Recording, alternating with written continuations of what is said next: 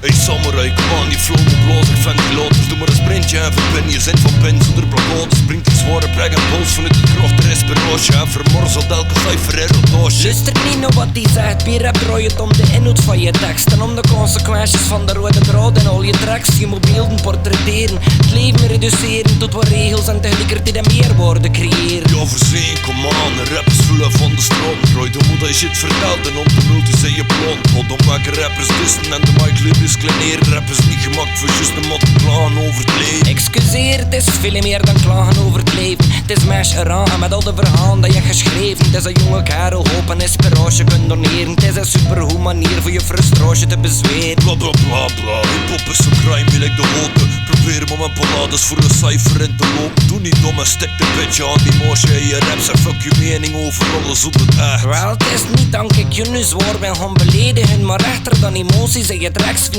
je twee vernederen. Ik dacht dat we weer rap de meisjes niet open wilden krijgen, maar als je de brag en boos, dan ga je niet vele man bereiken. Niet beledigen, ik snap niet waarom dat je dat zegt. Je zou nog geen punchline schrijven en deze is over battle rap.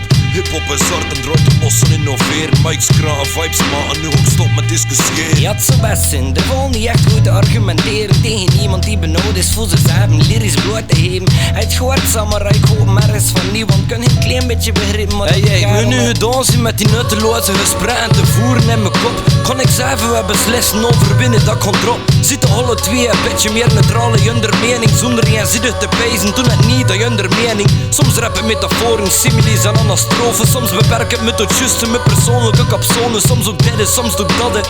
Hip-hop is nog veel meer dan in het of poëtisch. Iedere zinnen in te pakken, het is mijn leven. Tom Hels het hele spectrum van de tekst. Politiek getint, moreel verblind of simpelweg gepraat. Brag en bozen, versen smoken, laat me elk gewoon geloven. En nu zijn geen ding en anderen alvast respect ogen. Maar je wilt hip-hop definiëren, toen zie je er is niet goed bezig. Want het is veel te veel vooruit, dus om het groei nog bij het heden. Dus het is vriendelijk dat je er twee me ergens mee wilt hebben. Maar zolang dat zo gebeurt, doe ik het wel op mezelf.